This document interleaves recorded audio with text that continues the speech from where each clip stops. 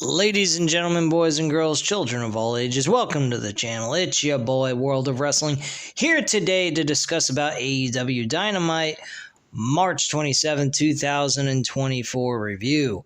I will discuss about Monday Night Raw tomorrow.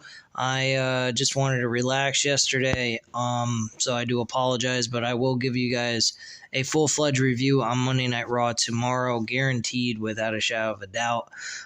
So I do apologize about taking a day off, but I just wanted a break from doing this on account of the fact of work and everything else. So I was kind of tired and whatnot. So I just wanted to give myself a break from all that and just cut you this video for today. And then tomorrow I will give you guys the AEW review or the WWE review. Anyway, this show, wrestling-wise, was fairly decent. Storyline-wise, kind of lackluster. Really, a lot of the things that they did was just kind of have number one contenders matches to determine challengers for championships, such as the TBS title, the tag team tournament that took place. There was 2 tag team tournament matches that took place on this show, along with the AEW World Title number one contendership between Takeshita and Swerve Strickland. So that is pretty much what they did here. Then they had an opener to the show, which was Will Ospreay versus Shibata. I believe this match was very decent.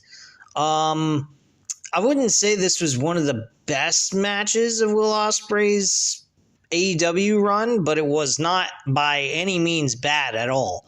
I would say it was definitely a 8.5 or 4.5 out of, I wouldn't say it that much.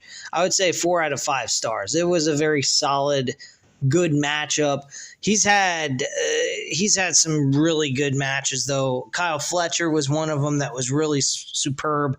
The match he had with Takeshita, I mean, those matches were fucking off the walls insane. This match was good, fairly good.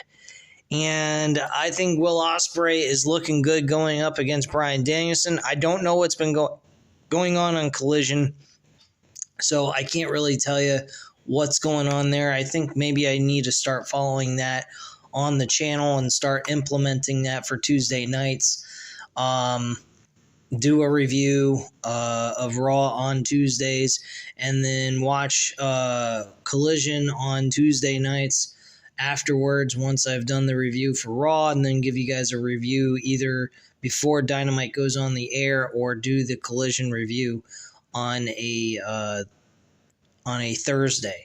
I will not watch fucking Collision on Saturday. I am sorry to you guys, but I am not wasting my time on a Saturday when I got my second job, which is betting on MMA and boxing.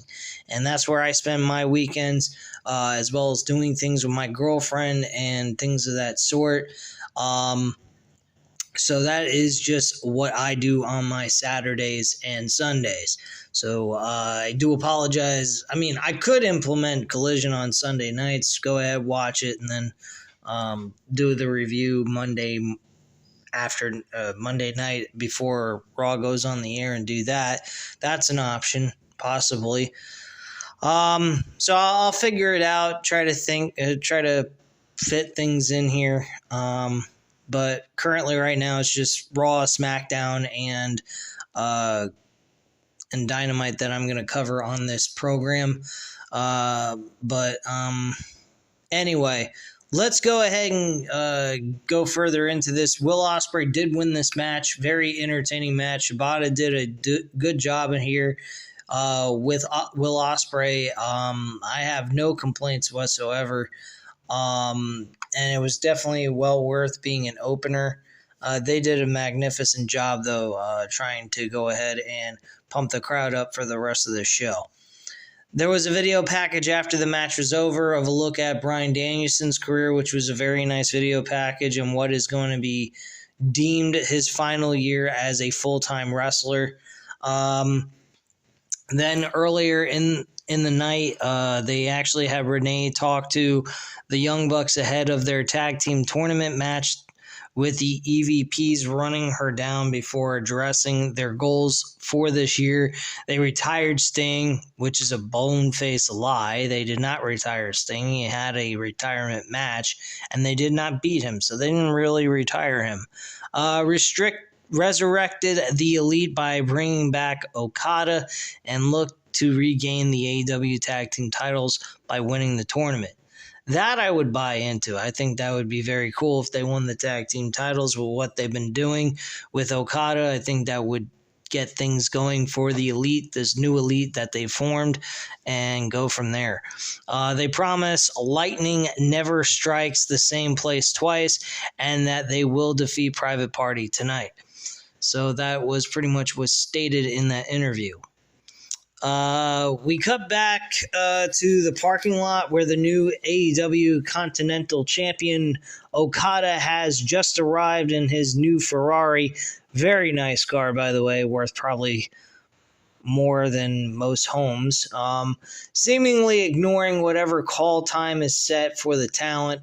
Back at ringside, the Young Bucks make their way to the ring for our next match, and we get the tag team tournament qualifier or quarterfinals, Young Bucks versus Private Party. This match was very decent for a tournament. I really don't have any complaints here. They did kind of implement some of the stuff that happened in their original match back in 2019 that might refresh your memory. One of the spots was definitely used here that they did the last time they fought back in 2019. They almost pulled it off, Private Party, but unfortunately that was not the case. The Young Bucks did cheat. Unfortunately, they delivered a low blow to Quinn in the ball sack area. He makes a cover, but Matthew makes a cover, but he kicks out, and then Zay sneaks in with a title shot to the head for a cover, only for Matthew to kick out. An EVP trigger gets the job done as the Bucks get the win and walk away victorious. So they are moving on to the next stage of this, which is the semifinals of the tournament. We get a video package of Takeshita ahead of his match against Swerve Strickland tonight on Dynamite. Back in a parking lot in an SUV, reveals the arriving Mercedes Moné, who has also missed call time by who knows how long as we go to commercial break. So apparently the Young Bucks are not doing their job at their full capacity. They can kind of pick and choose who they deem isn't doing their job correctly. All right, so backstage we get the segment with Chris Jericho and Hook. This one, I was kind of looking forward to the idea of them becoming tag team partners. Hook kind of knows how Chris Jericho is. Chris Jericho basically was offering his manager services, giving him ideas and advice to sharpen up his abilities and tools of being a better pro wrestler than he already is, and developing him into a world champion someday that Jericho believes he is capable of doing, especially what he did last week against him. The match they had last week was spectacular. I think that Hook is a magnificent wrestler and has been used correctly on this show. One of the few young stars that have been used correctly on this show consistently week after week. And no, they're not like pushing him to the moon real quick or anything like that. They're taking their time, but it's okay because he is in his early 20s, man. This guy's got a lot of time on his shelf life. He's got plenty of time to develop and turn into that mid-card to main event superstar along the way.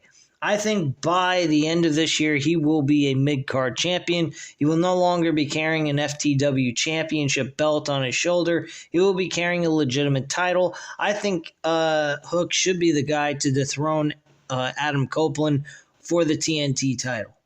Now, granted, Adam Copeland is a babyface, not a heel, and nor is Hook.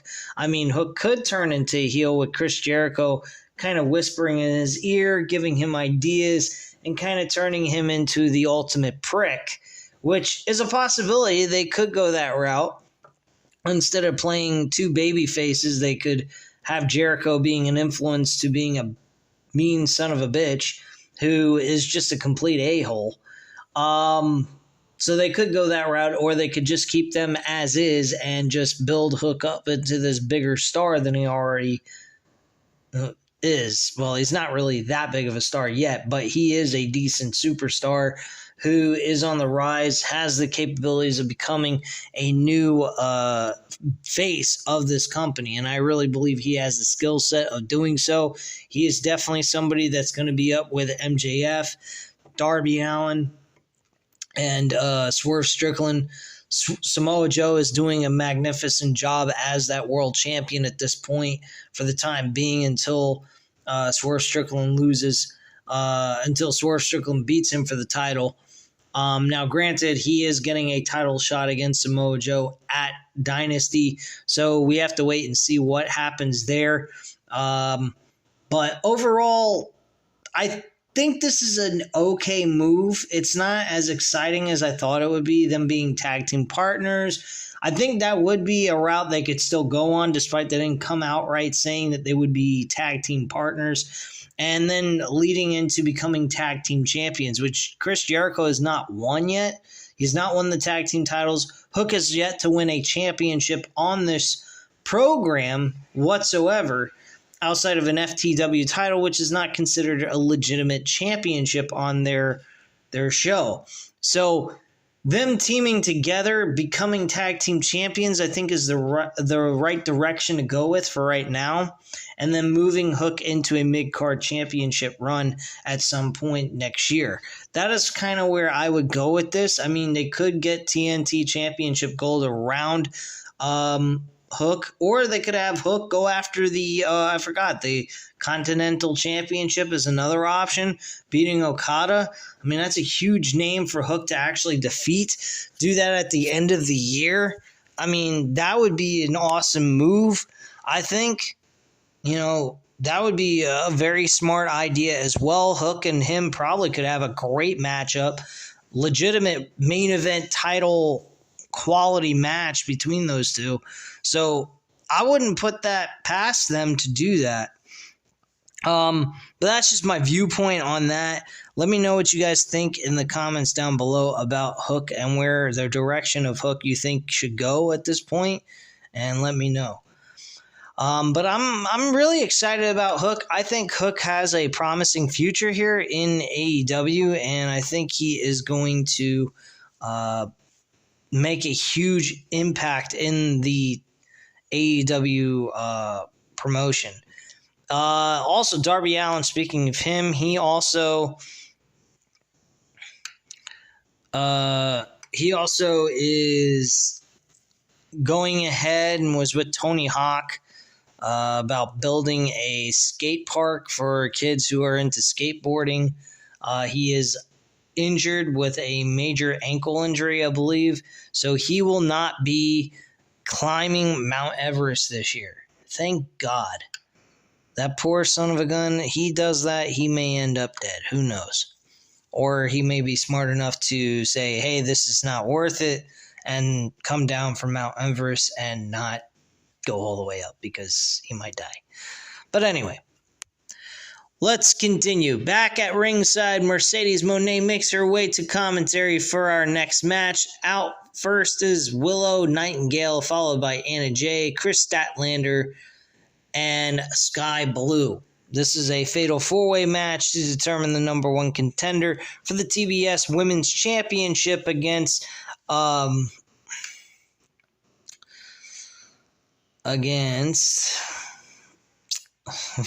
Julia Hart, excuse me.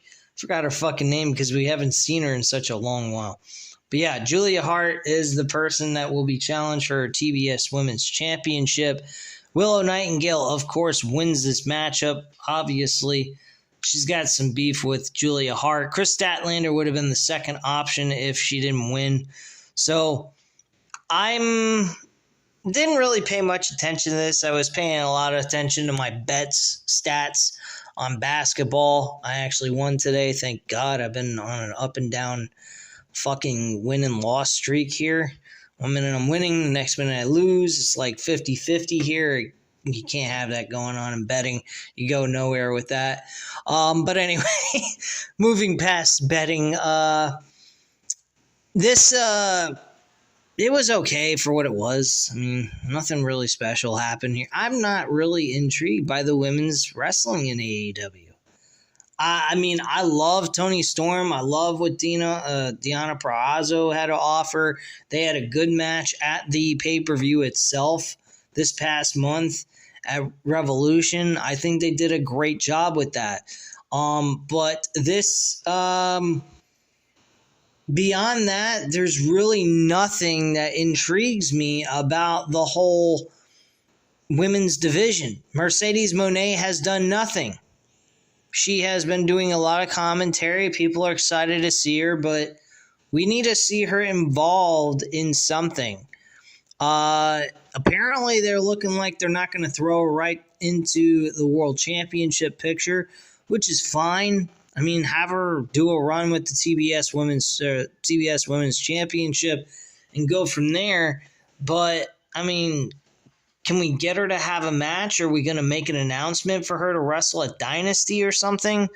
I mean, let's do something with her already. Put her in a grudge match with someone. I mean, shit, I don't know what they're waiting for. I don't know why Britt Baker hasn't showed up and we see a Britt Baker versus Mercedes Moné match. I think people would fucking be happy to see that and pay money to see it. I think that match would go over well. But that's just my viewpoint. Anyway, we go backstage. Renee talks to Dustin Rhodes about his matches the past few months before the Butcher cuts into challenge Rhodes to a match at Rampage. Wow, whoop-de-fucking-do. Nobody cares. Now, someone we do care about is Timeless Toni Storm. We cut to a vignette with Ben Makovich. He's actually a guy that works on TCM, Turner Movies Classic. Basically, he gives a narration of how when the movie was made, the kind of like a little critique about the movie, like in the sense of how it was made, what it was about, talking about the lead actor's performance in it, what kind of award, if they won anything, type of thing, the year it came out, all that kind of stuff. And he was actually with Toni Storm, very surprised by this, but it does make a lot of sense since she's play acting this old school women's actress role on wrestling television. And the perfect so basically the perfect combination in the light of this change in attitude from the AEW Women's World Champion segment is centered around Ben refusing to repeat all Toni Storm's catchphrases, but still a fun time filler before we go to a commercial break. And it was, based on what the WrestlingView.com writer stated about this segment. Pretty much it was her just kind of having Ben spew a lot of what she was saying back, and he didn't want nothing to do with it because he found it absolutely ridiculous, which I don't blame him. Especially when she said tits out, and he didn't want to say that because he don't have tits. He don't have tits. Anyway, we get a video package at a look of Swerve Strickland ahead of his match against Takeshita tonight on Dynamite, with the winner set to be ranked number 1. Back at ringside, we get the Best Friends going up against the Undisputed Kingdom with Matt Taven and Michael Bennett. And the Best Friends actually pull off a victory here. Why is that happening? I have no idea. I really don't understand this, honestly. I don't think the Best Friends should have won. I think Matt Taven and And Michael Bennett should have won because we're supposedly trying to build the Undisputed Kingdom into a major faction, and yet they're losing as well as Wardlow. I mean, hell, if you're not going to win the tag team titles, at least move to the tournament. They can't even do that. This match was whatever. I didn't even barely pay attention to it. Michael Bennett and fucking Matt Taven losing this match was absolutely fucking ridiculous. I think that was a bad call by Tony Khan. I think they should have had the Best Friends lose to the Undisputed Kingdom. I mean, none of this shit makes any sense. You build up Adam Cole. A great storyline with him and MJF all through 2023. MJF goes down with injury as well as Adam Cole before they do the revealing. They reveal it's Adam Cole, and now they have every single person that Adam Cole is associated with losing except for fucking Roderick Strong winning the International Championship. And that's it. Everybody else is losing. Wardlow lost. Wardlow should not even have been in the decision of a fucking number one contenders match with that multi-man matchup. We should have never gotten that. We should have just had Wardlow not be involved in the decision of that match, never challenge for the world title, continue to move through the ranks, beat up a lot of different guys, notable names, just like they're doing with Hook, and then get him a world championship opportunity. So they rush shot him into a world title match and force him to have to lose. Then he's being told he needs to be the muscle man of the group, make sure everybody keeps their championships, and yet they have an opportunity to add another title to their group, and they're losing in the fucking tournament? Can someone please tell me where that makes any damn sense to you? Because it don't to me. Just saying.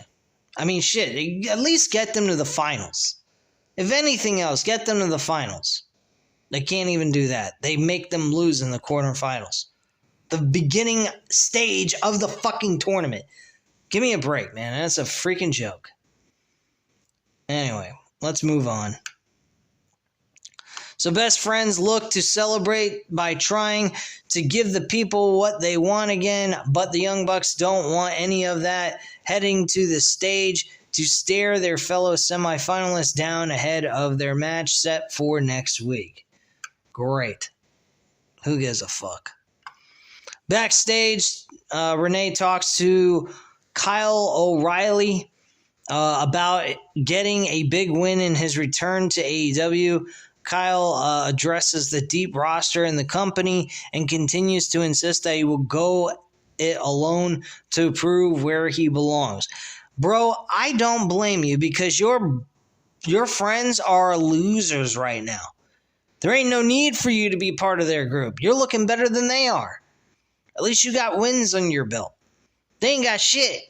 And they're holding championships. What kind of fucking illogical bullshit is this? This is crazy. Absolutely crazy. Anyway, we get a video package about Adam Copeland. Very nice video package addressing taking the TNT Championship from Christian Cage and that the TNT Championship Open Challenge is set for Collision this Saturday. Should be interesting. I would definitely have it as the main event of the show.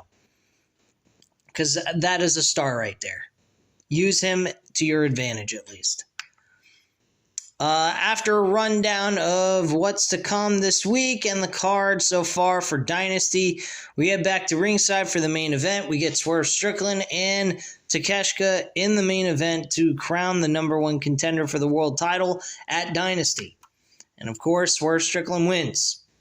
Very good matchup, good main event. Solid, entertaining stuff. I think that they did a very good job with these two. They went 30 plus, I think almost 30 minutes on this show with commercial breaks, of course, as always. And they did a fantastic job. I have no issues with what they did here. I think that this was a good main event. I think the opener of this show was great. Again, it wasn't the greatest match that Will Ospreay has had. It's kind of his lowest end, but it was still good nonetheless. and I was very satisfied with the wrestling on this show. I mean, some of it was like, who cares? Some of it didn't make any sense, of course, with the Best Friends beating the Undisputed Kingdom. I thought that was a fucking joke, as I already mentioned in this video. After the match was over, though, we do cut back stage where Renee is talking to Samoa Joe. The champ is warning that Swerve is not that man heading into their title match at AEW Dynasty. Back at ringside, Swerve continues to celebrate the win as the show comes to a close, and that is pretty much it. I think wrestling-wise, this was a very, very fair show. I think they did a good job with the wrestling. Tournaments were taking place. Number one contender matches took place. The only thing that was missing was some heavy storyline development, but I think they were trying to develop that through these number one contenders and the tag team tournament match, and that's pretty much where they were going with. They did use video packages to help everything out flow through the show, so I got to give them some credit for this show. I mean, it wasn't a barn burner of an amazing show, but it was a very watchable and fair show nonetheless. So I feel that this was a thumbs up. It wasn't terrible. It's definitely not a thumbs down. So I got to give them some credit. This is the fourth week in a row I have been very satisfied with these shows. I don't think they did a terrible job, and hopefully they continue to do that. Anyway, guys, at this time, you know what to do. Hit the like button if you like this video. Hit the subscribe button if you're not already subscribed to the channel. And leave a comment down below. I'll definitely get back to you on that. Thank you guys very much for watching, and have a great night, guys. Bye.